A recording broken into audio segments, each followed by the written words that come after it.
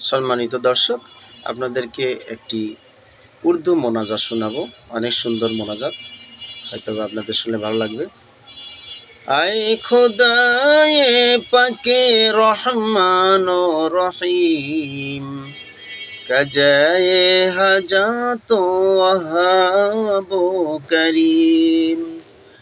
আয় খোদায়ে পাকে রহমান ও রহিম, কাজায়ে হাজাত ওয়াহাব করিম। আয় লাখাল আলামি আয় বেনওয়াজ, দিনো দুনিয়া মে হামারি কারসাজ।